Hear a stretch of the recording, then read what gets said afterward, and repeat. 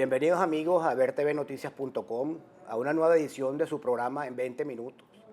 Hoy tendremos como invitado al economista, profesor universitario José Guerra, quien además es candidato a la Asamblea Nacional por la Unidad por el circuito número 4 que comprende las parroquias Santa Rosalía, El Valle y Coche. Bienvenido, José. Buenos días, muchas gracias por la invitación acá, estimado amigo. Hoy estamos iniciando, José, un nuevo ciclo de programas en donde los invitados van a ser nuestros candidatos a la Asamblea Nacional. Y en vista de lo importante que ha sido tu candidatura en el panorama político, sobre todo metropolitano, hemos decidido invitarte a ti para inaugurar este ciclo de programas. Quería plantearte lo siguiente, José. La semana pasada, el día martes, el presidente Maduro anunció una serie de medidas económicas, a todas luces orientadas a profundizar un modelo que ha evidenciado su fracaso no solamente en Venezuela, sino en todo el mundo, que es el modelo de la planificación centralizada, una agudización de los controles. ¿Cuál es tu apreciación sobre esto y qué impacto va a tener en el ciudadano común, en la señora que va al mercado, en el que nos está viendo en este momento por la televisión? Bueno, yo pienso que el gobierno tuvo una oportunidad de hacer un cambio en el modelo económico, que como usted bien dicho, está claro que fracasó, pero optó más bien por profundizar ese modelo. Entonces lo que está es perseverando en el error de un modelo económico que nos trajo a la crisis, nos está produciendo dos grandes problemas mayúsculos. Uno es la escasez y el otro es la inflación. No solamente es que no consigues el producto, hay veces, sino también el evento o el hecho de que cuando consigues el bien está a unos precios inaccesibles para el ciudadano que devenga un salario mínimo o dos salarios mínimos. Entonces, esta combinación de escasez con inflación obviamente se va a profundizar con estas medidas que anunció el presidente, porque en ninguna parte del mundo ha funcionado una economía planificada desde la burocracia y el Estado. Unos burócratas se reúnen en una oficina, fijan los precios sin saber las condiciones en las cuales la producción de ese bien se está realizando. Y yo me temo creo que es la primera vez que lo voy a decir en público, que el año 2016, si no cambiamos esto, va a ser peor. Va a ser peor por una razón muy sencilla, hermano. Es que se están acabando los inventarios. Y con una caída del precio del petróleo que no te permite importar como importabas antes, no vas a tener todas las materias primas, los bienes de capital para producir en Venezuela. Entonces, a menos que se introduzcan unos cambios rápidamente en el modelo económico, yo veo la situación en el 2016 muy, muy grave, peor que en el 2015. José, a propósito de la perspectiva económica para el año 2016, recientemente vimos por las redes que estuviste de invitado en un evento en Lima, un evento, tengo entendido que patrocinado por el Banco Mundial y entre otros por el Bank of America, en donde fuiste acompañado por el gobernador Henry Falcón y por el economista Eduardo Centey, y allí tengo entendido que se analizaron las perspectivas económicas no solamente del mundo y América Latina, sino que también, por supuesto, se habló del caso venezolano. Se ha hablado incluso de la posibilidad de un default para el 2016. ¿Qué se comenta en los ámbitos de la economía mundial sobre la posibilidad de que Venezuela entre en una cesación de pagos de la deuda en el año 2016? Bueno, efectivamente yo fui invitado conjuntamente con el gobernador Falcón para un evento mundial de economistas en la ciudad de Lima, y allí pues estaban pues las grandes ligas pues de la economía mundial, y había eventos. Había 20.000 invitados. Entonces estaba la ciudad digamos, muy impactada por las distintas actividades. En cada uno de los hoteles importantes había un foro sobre economía todo el día, durante 2 días, viernes y sábado. Y los días previos había reuniones institucionales. Allí la situación que se valora de América Latina es que la América Latina entró en una situación distinta a partir de 2014, donde ya el fenómeno del crecimiento de la economía en expansión, eso se acabó, y se acabó con la caída pues, de los precios de las materias primas. Brasil tiene una crisis terrible ahorita, una economía estancada. Argentina está en lo mismo, pero tal vez el punto más llamativo de esto es la situación de Venezuela, donde todos los analistas coincidieron de que tal vez es el país peor manejado desde el punto de vista económico, no solamente de la región latinoamericana, sino del mundo. Es un manejo económico inexperto por unos amateurs de la economía que no tienen nociones de lo que está ocurriendo ni en el mundo ni en Venezuela. En cuanto a las posibilidades del incumplimiento del pago, el también llamado default de la deuda externa, mi posición allí fue que Venezuela no debería ir a un default de deuda, sino más bien la propuesta que hemos avanzado ante la opinión pública es que hay que ir a un proceso de refinanciamiento de la deuda, porque con estos precios petroleros de $40, 38, 39, con los compromisos que hay, es muy difícil pagarlos, muy difícil, a menos que tú optes por no comer, es decir, por no poder importar. Entonces paga la deuda a la comunidad financiera internacional, pero te privas de un conjunto de importaciones que son esenciales para el país. Insisto, Venezuela, con un programa económico distinto, es el país con mayores posibilidades, y la tesis o la propuesta de un incumplimiento en el pago estaría totalmente descartada. Pero con este modelo económico que tenemos hoy, que fracasó, que no tiene posibilidad de generar divisas si no sean por el petróleo y que no tiene posibilidad de tener acceso a los mercados internacionales, la posibilidad de default no es baja. ¿Por qué? Bueno, porque el país no tiene los ingresos, ni está generando los ingresos para poder cancelar esa deuda y realizar las importaciones. Ahora fíjese usted lo siguiente. Venezuela ha venido pagando su deuda regularmente, pero ha venido restringiendo las importaciones. Entonces tú ves la paradoja de un país que tiene un cumplimiento de su deuda correcto, que está pagando, pero que no tiene el flujo de divisas suficiente para financiar las importaciones. Si tú cambias el modelo económico, al país se le abre un conjunto de posibilidades inmensas. ¿Por qué? Porque entran los capitales, la gente toma confianza, y entonces el tema de pagar o no la deuda es un tema irrelevante, porque va a haber dólares suficientes para pagar la deuda, para realizar las importaciones, para las industrias, y se va a resolver el problema de abastecimiento.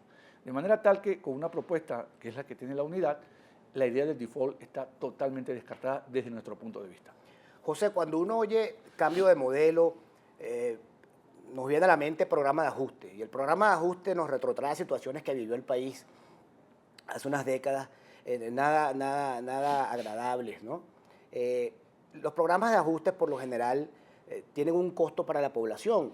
No obstante, yo entiendo que cualquier situación que amerite un programa como esto tiene un componente de compensación social para los sectores más desfavorecidos.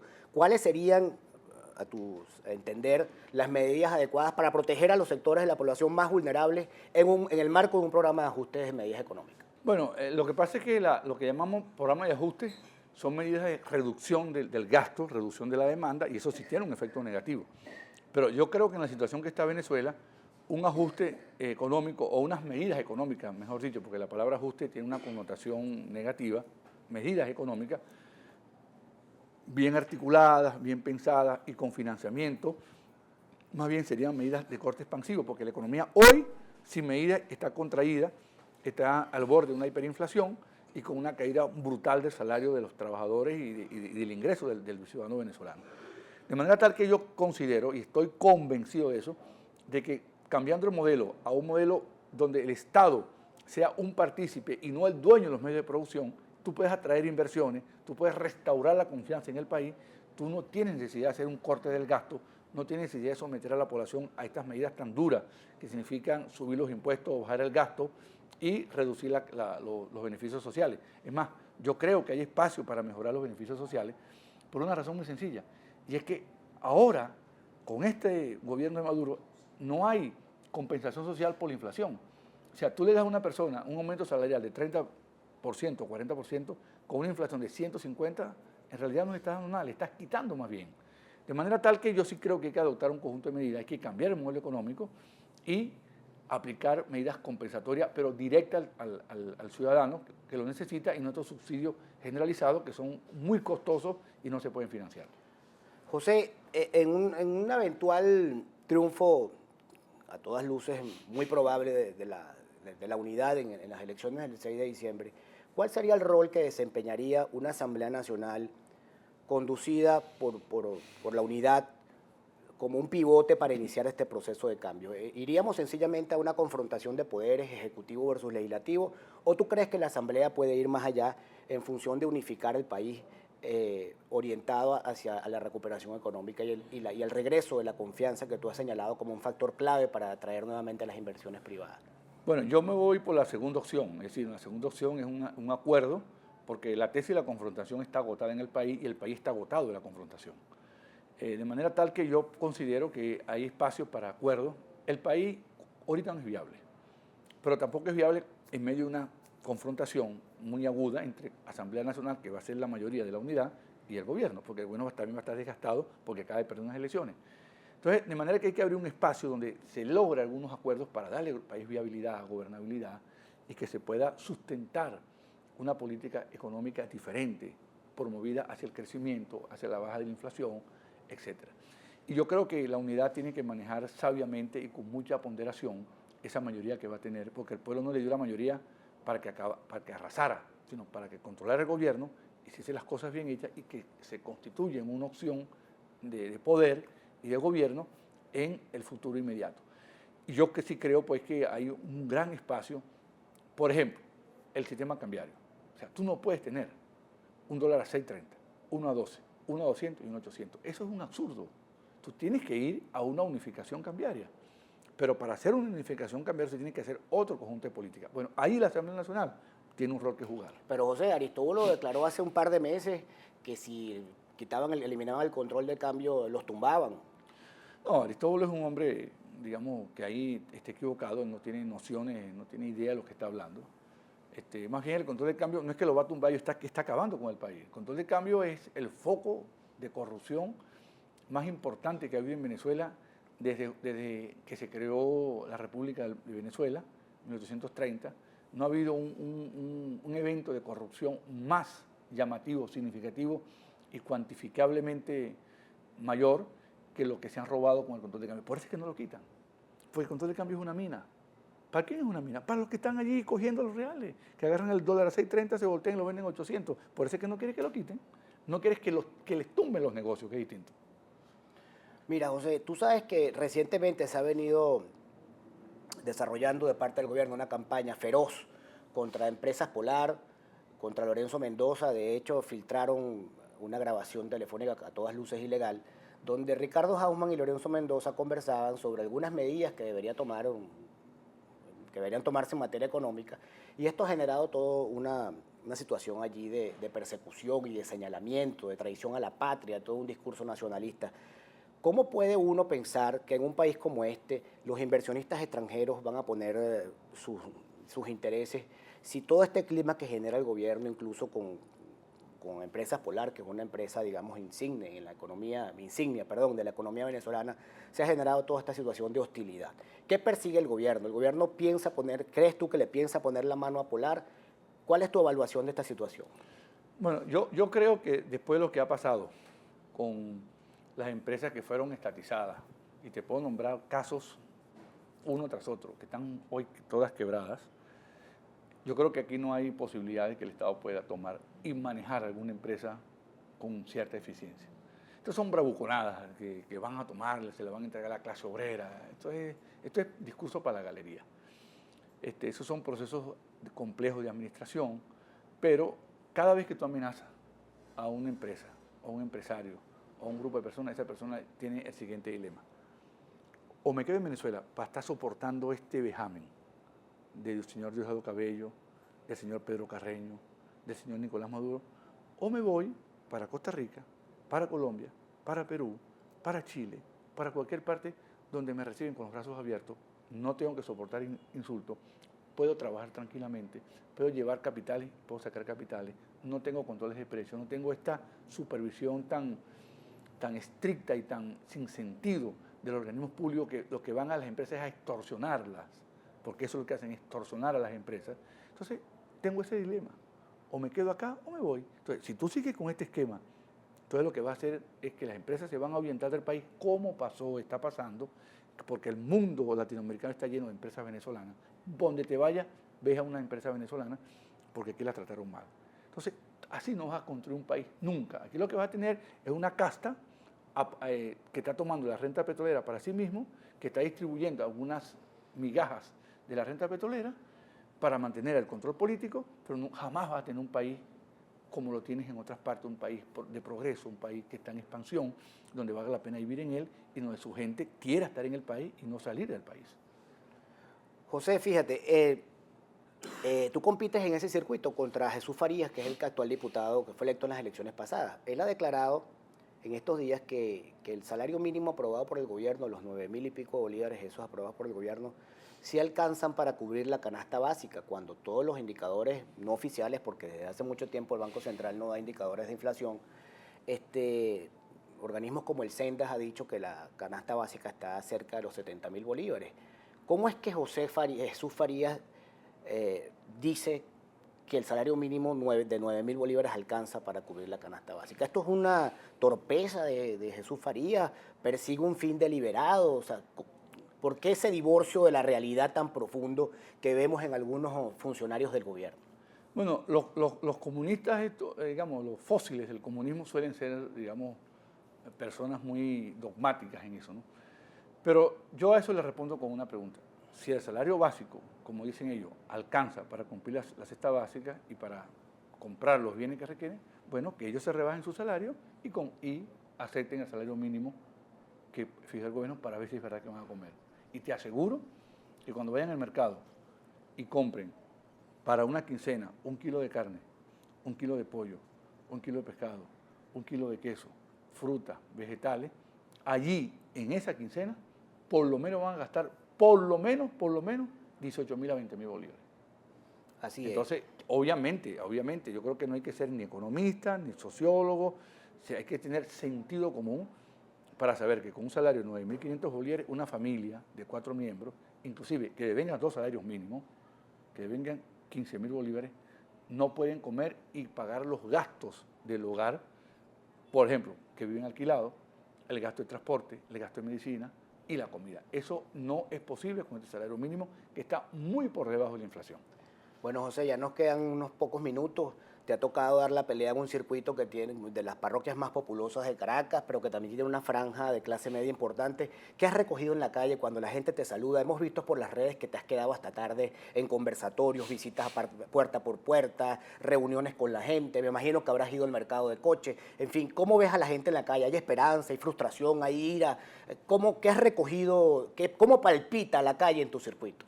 Bueno, yo lo que percibo es una gran caída de la calidad de vida del ciudadano del Valle de Coche y Santa Rosalía, una especie de ruina colectiva, la gente soportando el vejamen de una cola de las 3 de la mañana, hay gente que duerme en las colas para comprar un paquete de harina de maíz, o 1 kilo de café, o un caraota cuando las venden. Ese modelo fracasó. Y lo que se oye más bien es que hay que cambiar. Esto hay que cambiarlo. La gente dice, esto tenemos que cambiarlo, ya esto no da para más. Y creo que la idea del cambio está instalada en la gente y están dispuestos a olvidarse de todas estas promesas fallidas que le hicieron, estos engaños a los que fueron sometidos, y le van a dar una oportunidad de triunfo a los son del cambio. ¿Qué le dices a tus electores que nos están viendo en este momento? ¿Qué está en juego en esta elección? Bueno, en este juego está en juego, en esta elección, el futuro del país. El futuro del país porque por el camino que vamos, este país va a la destrucción. Es que se está viendo la destrucción física y la destrucción espiritual. La gente, cuando un país está, la gente está emigrando, en lugar de recibir inmigrantes, ese país no está bien. Porque la gente encuentra o percibe o siente que está mejor en otra parte que en su propio país. Ese es un solo indicador. Nosotros queremos un país, ¿verdad?, donde la gente pueda vivir tranquilo, donde la gente pueda comer bien, donde la plata te alcance y donde tú puedas dormir tranquilo. Que la noche no sea un tormento, sino un alivio para el ciudadano, para el que tenga un padre, el que tenga hijo, la madre, que no lleguen las 11 de la noche y esa señora esté en vilo o la madrugada pensando qué le puede pasar a su hijo. Nosotros queremos que eso cambie. Queremos que cuando tú salgas de tu casa tengas la certeza de que va a llegar sano y salvo tal como saliste de la puerta de tu casa. Que cuando cobres tu quincena, el dinero te alcance y puedas ahorrar y luego puedas viajar y luego puedas disfrutar, esparcirte, porque viajar, disfrutarte no es un privilegio de unos pocos, tiene que ser una ventaja para muchos. Y yo creo que ese es el país que nosotros estamos peleando desde hace muchísimos años. Creo que está llegando la oportunidad para lograrlo y para mantenerlo. Bueno, José, para nosotros ha sido un honor tenerte aquí en el programa. Quiero cerrar el programa con un micro porque mucha gente tiene la confusión de cómo votar. El gobierno se ha encargado de rodear la tarjeta de la unidad con tarjetas satélites. Está el caso vergonzoso de la tarjeta Mi Unidad. Sí. Toda una trampa cazabobos que puso ahí el gobierno. De manera que quiero ponerles un micro, quiero poner a rodar un micro que elaboró el tuitero Erasmo Ferrante, @elbicho. Él es un diseñador gráfico, una persona muy inquieta, muy comprometida con la unidad, y desarrolló este micro que les voy a poner para cerrar el programa. Me despido de una vez, nos vemos la semana que viene y aquí le dejamos esta información para que sea utilizada por ustedes, que orienta cómo debemos votar el próximo 6 de diciembre en función de un cambio para sacar adelante Venezuela. Muchas gracias. Abajo y a la izquierda. Sí, abajo y a la izquierda, en la esquina. Allí está el cambio. Mano, texto y tricolor. La tarjeta MUD Unidad es la de la oposición. Pulsa en seleccionar todo. Elegirás diputados, listas y nominales. En el tarjetón hay una sola. Lo demás es crisis, escasez e inseguridad. El cambio está en la esquina, abajo y a la izquierda. No caigas en la trampa. Fíjate bien. Ya sabes. Vota el 6D. Y vamos a cambiar.